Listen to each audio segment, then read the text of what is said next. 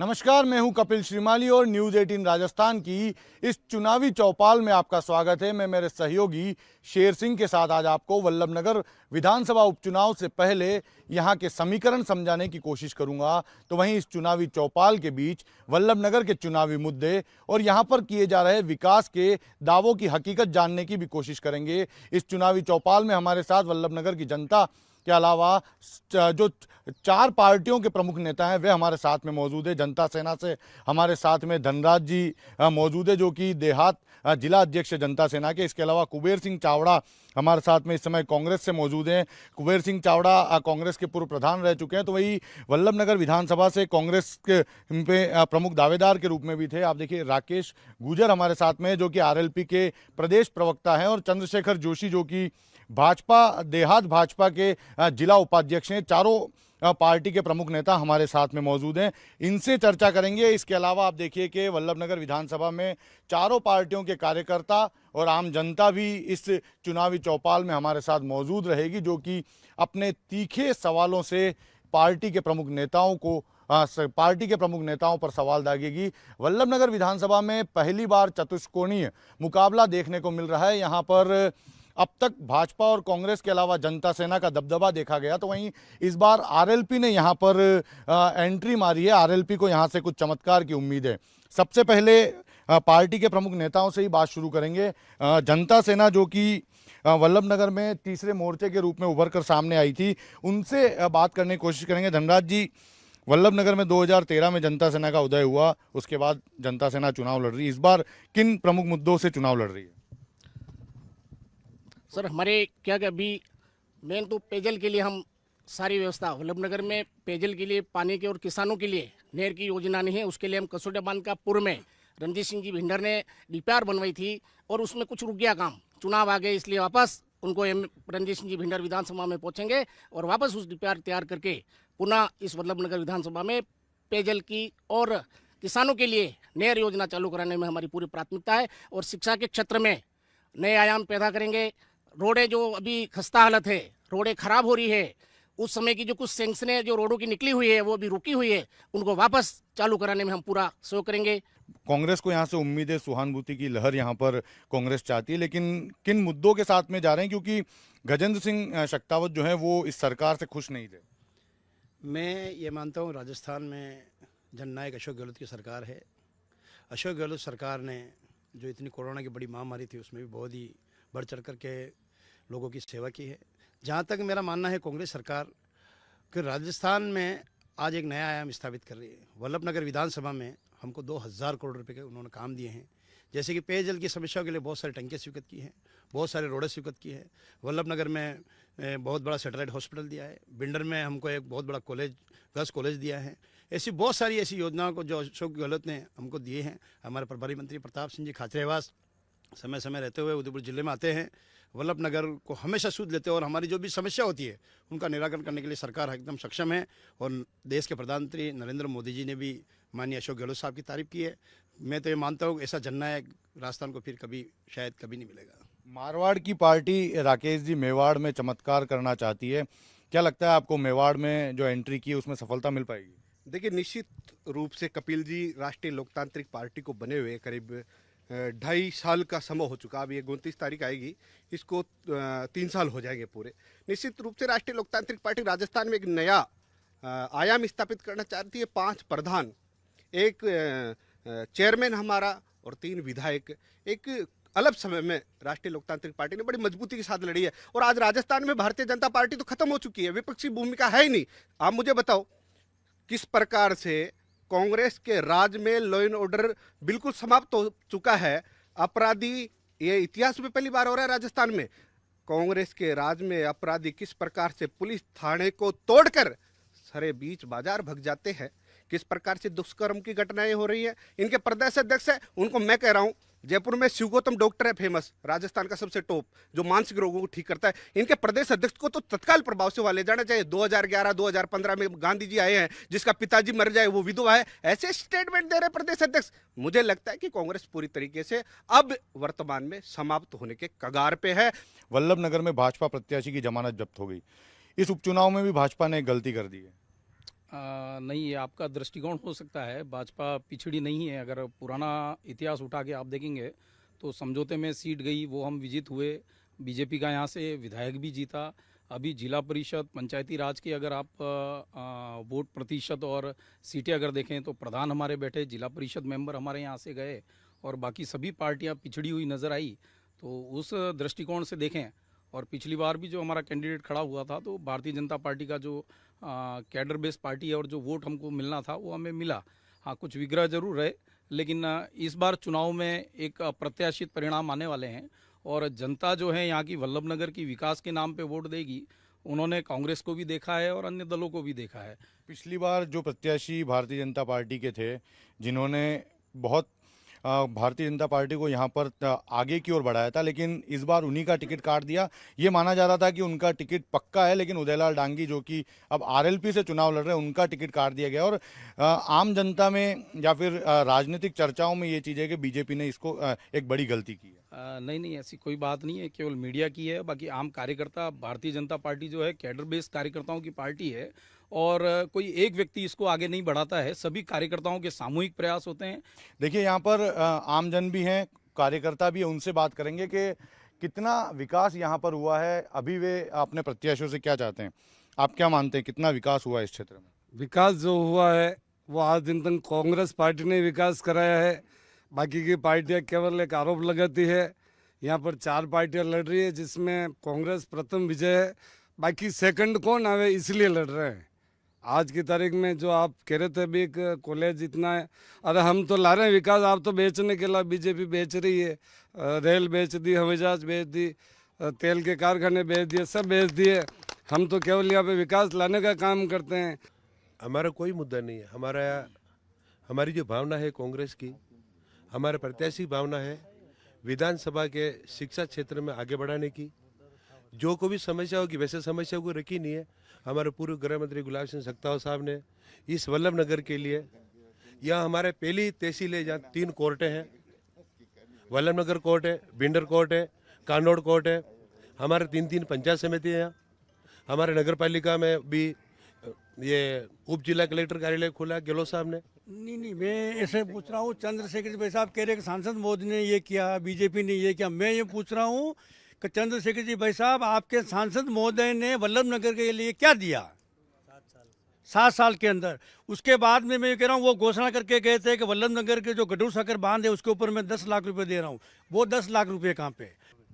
सड़कों की स्थिति महाराज रणदीप सिंह जी भिंडर के टाइम में बहुत अच्छी थी। 2 साल से इस केंद्र सरकार और राज्य सरकार के, केंद्र से भी कोई सड़क नहीं बनी है वल्लभनगर के अंदर, और राज्य सरकार से भी कोई सड़क नहीं बनी है। जो महाराज साहब के टाइम में सड़कें बनी थी, कुछ काम कांग्रेस सरकार ने आने के बाद उन कामों को महाराज रणदीप सिंह जी भिंडर के द्वारा जो स्वीकृत किए गए थे काम, उन कामों को नई सरकार, कांग्रेस सरकार ने आने से रोक दिए। फिर महाराज रणदीप सिंह जी सुप्रीम कोर्ट के अंदर गए कि पुराने काम स्वीकृति को वापस चालू की जाए। उसके बाद महाराज साहब में कोर्ट के द्वारा सरकार को फटकार मिली और उन रोडों का काम चालू हुआ। मेवाड़ में एंट्री करना चाहते हैं, लेकिन मारवाड़ में पार्टी टूट रही है। देखिए, निश्चित रूप से इन्होंने जो आरोप लगाया था कि उपाध्यक्ष जी इस्तीफा दे, तो मैं इनको कहना चाहूँगा कि उनका व्यक्तिगत विचार था कि मेरे जाति का एसएचओ है, मेरे जाति का सीआई है। मैं आपको ये बात भी अवगत कराना चाहता हूँ कि हनुमान बेनीवाल कभी जातिवाद की बात नहीं करता। आपको याद होगा नागौर के अंदर डांगावास प्रकरण हुआ था, मेघवाल समाज और जाट समाज का आपसी विवाद हो गया था। ये पुलिस प्रशासन की नाकामी थी उस टाइम में भी। और आप धन्यवाद दो हनुमान बेनीवाल को, जिसने जाट समाज के वोटों की परवाह नहीं करके दलित समाज के घर जाके, उनकी बैठकों में जाके और उनके मान सम्मान और स्वाभिमान की लड़ाई में हनुमान बेनीवाल राजस्थान का पहला विधायक था। लोगों का मानना है कि सड़कें नहीं है और पेयजल की समस्या अभी भी बरकरार है। हमने पूरे विधानसभा क्षेत्र में कई जगह घूमे, सड़कें अधिकांश जगह टूटी हुई है, भिंडर को छोड़ के। ऐसा है, पहली बात तो लोगों का नहीं, पार्टी के कार्यकर्ता जो हैं, विपक्ष पार्टी के कार्यकर्ता हैं, वो जो यहाँ बैठे हुए हैं, उनका ये आरोप है। तो सांसद के बारे में तो आप स्वयं, और ये स्वयं भी यहाँ के जो विपक्ष है वो स्वयं भी ये कहता है कि पूरे भारतवर्ष में ऐसा ऊर्जावान सांसद जिसने एक मतलब गांव-गांव का, यहाँ के वल्लभनगर के गांव-गांव में दौरे किए। गांव-गांव में यहाँ रेलवे लाइन का इतना लंबे समय से था, रेलवे लाइन से लेके अफीम के पट्टों से लेके विविध विकास कार्यों से लेके अगर उनको गिनाने बैठेंगे तो शाम हो जाएगी। रही बात, अभी जिला प्रमुख हमारी भारतीय जनता पार्टी की बनी, 1.5 से 2 करोड़ रुपए की घोषणाएं उनकी ओर से हुई। रही बात राज्य सरकार की, तो राज्य सरकार आप देख लीजिए कि 3 सालों में जो मुख्यमंत्री 18 महीने अंदर बंद रहे, रीट के पेपर आउट हो रहे हैं, छात्र आत्महत्याएं कर रहे हैं, बेरोजगारी की दर जो है यहाँ पे 27.9% जो है राजस्थान में मानी जाती है, अपराध 300% बढ़ गया है। और वल्लभनगर की मैं एक यहाँ आया तो मुझे जानकारी मिली कि वाना एक मैनार जल परियोजना जो थी, 20 साल पहले एक शिलान्यास का पत्थर वहाँ पे लगाया गया और आज तक वो जल परियोजना यहाँ पूरी नहीं हुई। कॉलेज आने में यहाँ 60 साल लग जाते हैं, केवल थोती घोषणाएं हैं। अभी जो उपचुनाव हुए वहाँ पर राजमंद भी मैं था, तो वहाँ जो डॉक्टर लगाए गए थे वो डॉक्टर चुनाव से पहले वहाँ लगाए गए और चुनाव जाते ही वो डॉक्टर वहाँ से हट गए। अभी तक जितनी भी घोषणा की हैं, अंतरात्मा की आवाज़ पे हमारे कल ही बघेल साहब आए, तो ये घोषणा वाले मुख्यमंत्री हैं, घोषणा गहलोत हैं, घोषणा वाली सरकार है, घोषणा करके और विस्मृत करने वाली सरकार है। तो इसका तो जनता जनार्दन आकलन करेगी कि सांसद ने क्या किया, नरेंद्र मोदी जी ने क्या किया। कोरोना काल में मीडिया भी आपके समक्ष था, किस तरीके से भारतीय जनता पार्टी के कार्यकर्ता कोविड काल के अंदर मदद करने के लिए सड़कों पे उतरे, लाठी डंडे भी खाए, कई सारी पाबंदियां थी, उसके बीच में भी दवाइयों से लेके राशन से लेके अभी जो हमारा प्रत्याशी है 5.5 से 6 करोड़ रुपया उन्होंने यहाँ पे अस्पतालों में और वेंटिलेटर, ऑक्सीजन, मास्क, रेमडेसिविर, ये दवाइयाँ वगैरह सारी यहाँ पे दी भारतीय जनता पार्टी का एक एक कार्यकर्ता। और उस समय ये जितने भी हैं जनता सभी चेहरे पहचान चुकी है। कांग्रेस तो वहाँ होटलों में बंद थी और वो रोहित जी, अगर उदयलाल डांगी को भाजपा टिकट दे देती तो क्या आप इतने कॉन्फिडेंट फिर भी इस इलाके में दूसरे प्रत्याशी के साथ में रहते? देखिए, हमने तो साड़ा भी चुनाव लड़ा, जहां हमारे सुजानगढ़ लड़ा, साड़ा लड़ा, उपचुनाव तो लड़ रहे हैं। निश्चित रूप से नई पार्टी है और धीरे धीरे संघर्ष करेंगे। मेरे बड़े भाई जो जिन्होंने पहले अभी क्वेश्चन किया था कि भाई आपके उपाध्यक्ष पार्टी छोड़ के जा रहे हैं, उसका मैं स्पष्टीकरण बहुत बड़ा दे दिया। मुझे बाद में दिखा कि वो कांग्रेस का पट्टा पहन रखा है, क्योंकि गोविंद सिंह डोडासरा और राहुल गांधी के जो भगत है ना, वो कह रहे हैं कि आरएलपी ने मर्डर किया। बड़ा एक चैनल पे, जो राष्ट्रीय लेवल का चैनल पे ये बात कर रहे हैं, तो निश्चित रूप से इनके बयानों को मैं ज़्यादा भारी नहीं लेना चाहता, हल्के में लूंगा इसको। कुबेर सिंह जी, गुलाब सिंह शक्तावत के समय से कांग्रेस वल्लभनगर में राज करती आई है, उसके बावजूद सड़कों की ऐसी स्थिति क्यों है? सैकड़ों गांव ऐसे हैं जहां पे अभी भी पानी की पाइपलाइन नहीं है, पेयजल की काफ़ी दिक्कत है। कपिल जी, मैं आपको ये बताना चाहता हूँ, चंद्रशेखर जी ने बात कही है, हम वल्लभनगर विधानसभा का चुनाव लड़ रहे हैं, वल्लभनगर की समस्याओं के बारे में अवगत कराएं। मैं कपिल जी आपको बताना, चंद्रशेखर जी को पहले ये पूछना चाहता हूँ, वल्लभनगर की कितनी पंचायतों में आज तक आप घूमे हैं? ये गुजर साहब यहाँ विराजमान है, ये भी कह रहे हैं साहब। मैं आपसे ये पूछना चाहता हूँ, गुलाब सिंह जी सक्तावत साहब, मैं तो आपसे पूछना, भारतीय जनता पार्टी यहाँ पे गुलाब सिंह जी सक्तावत साहब के बाद में जितने एमएलए बने, मैं तो चंद्रशेखर जी से पूछना चाहता हूँ, एक कोई ऐसी बड़ी उपलब्धि गिना दे मुझे। गुलाब सिंह जी को बता दूं, हमारा जोड़ू डैम गुलाब सिंह ने बनाया, भिंडर का डैम गुलाब सिंह ने बनाया, जितनी जीएसएस बनी गुलाब सिंह ने बनाई, ये पानी की लाइनें, इलेक्ट्रिक लाइनें गुलाब सिंह सक्तावत साहब की देन है। अभी जब वो विधायक थे उस दौर में ऐसे क्या काम थे जिनको लेकर आप इस बार जनता के बीच में जा रहे हैं? देखो, महाराज साहब ने 2003 से 2008 के बीच में रोडों की बहुत सारी जालें बिछाई, बहुत बड़े बड़े गांव जो रोड से जुड़े हुए थे उन रोडों को जोड़ा। और उसके बाद में बताऊँ, 2013 से 2018 के बीच में रणजीत सिंह जी भिंडर ने जो विकास के जो काम कराए, भिंडर को तहसील बनाई, वल्लभनगर कानोड़ को तहसील बनाई, कुरावड़ में नई पंचायत समिति खोली।